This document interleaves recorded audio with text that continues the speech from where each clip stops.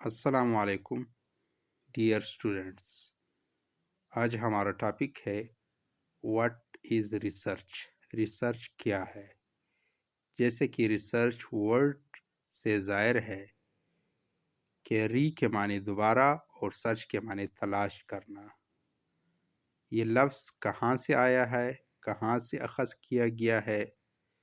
تو لفظ ریسرچ فرانسیسی ورڈ ریکرچ سے اخذ کیا گیا ہے، جس کے معنی ہے ٹو گو اباؤٹ سیکنگ، یعنی تلاش کرنا۔ اب یہ فرانسیسی ورڈ ریکرچ بھی ایک پرانے فرانسیسی ورڈ ریکرچر سے اخذ کیا گیا ہے۔ ریکرچر ایک کمپاؤنڈ ورڈ ہے۔ کمپاؤنڈ ورڈ وہ ورڈ ہوتا ہے جو کہ دو یا زیادہ الفاظ کا مجموعہ ہوتا ہے۔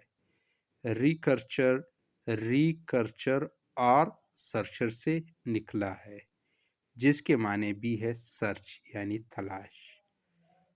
مجموعی طور پر ریسرچ کے معنی ہے تلاش کرنا، تلاش میں نکلنا۔ The first recorded use of term was in 1577۔ پہلی مرتبہ یہ لفظ 1577 کو استعمال ہوا ہے۔ فرسٹ یوزیج ان ہسٹری جو ہمیں معلوم ہے وہ ہے 1577۔ اب ہم ریسرچ کی ڈیفینیشن پڑھیں گے۔ 2-3 ڈیفینیشن دیے گئے ہیں۔ پہلا ڈیفینیشن ہے مارٹن شوٹل ورتھ کی۔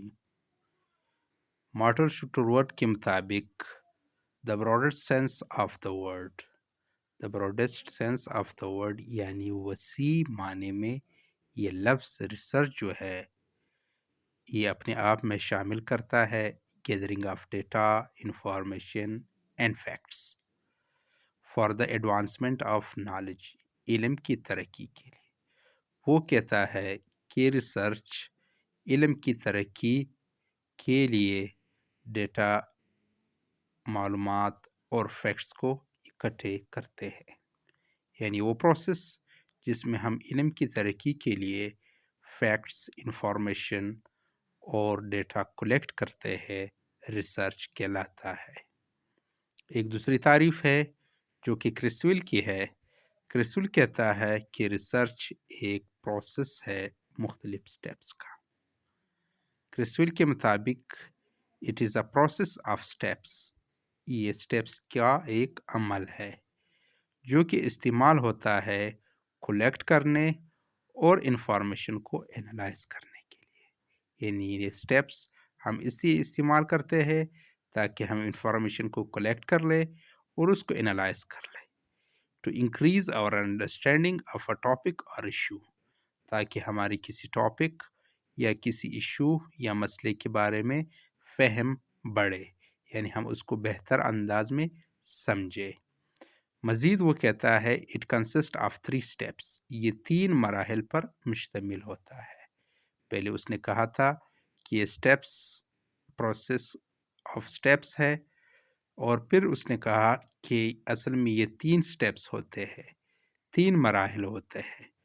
پہلے مرحلے پہ پوز اے کوسچن، ہم ایک سوال داغتے ہیں، ایک سوال پیش کرتے ہیں، collect data to answer the question, اور پھر ہم اس سوال کے جواب کے لیے ڈیٹا اکٹھا کرتے ہیں، and present an answer to the question, اور پھر اس سوال کا جواب پیش کرتے ہیں۔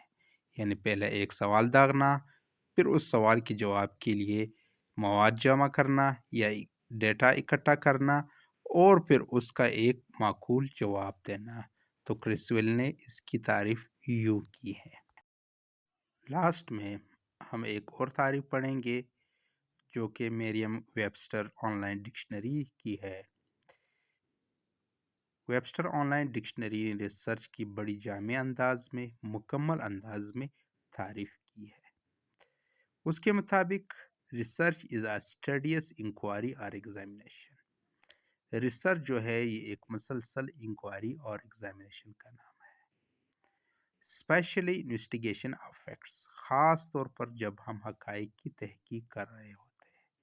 یعنی حقائق کی تحقیق میں یہ مسلسل انکوائری اور ایگزامینیشن کا کردار ادا کرتا ہے۔ اس کے ساتھ ہی ریویژن آف ایکسیپٹڈ تھیوریز اور laws in the light of new facts, ہم پہلے سے تسلیم شدہ تھیوریز یا لاز کی ریویژن کرتے ہیں، یعنی اس کی نظر ثانی کرتے ہیں نئے حقائق کی روشنی میں۔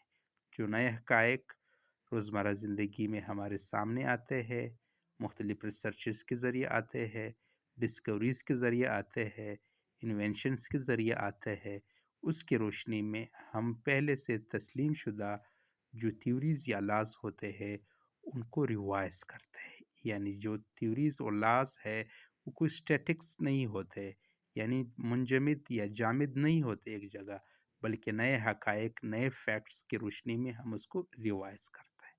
اور اس کے ساتھ اور practical application of such new or revised theories or laws، اور اس کے ساتھ جو پہلے سے جو پرانے تسلیم شدہ تھیوریز یا لاز ہوتے ہیں یا نئے ریوائز تھیوریز اور لاز ہوتے ہیں، اس کا ہم عملی اطلاق بھی ریسرچ میں دیکھتے ہیں۔ یعنی ریسرچ کا مقصد یہ ہے کہ ہم ان تھیوریز اور ان لاز کو عملی زندگی میں استعمال کر سکیں۔ تو جناب، یہ ریسرچ کی بہت بڑی زبردست تعریف ویبسٹر ڈکشنری نے کی ہے، جو کہ ہم نے ابھی پڑھی۔ امید ہے کہ انشاءاللہ آپ کو سمجھ آیا ہوگا۔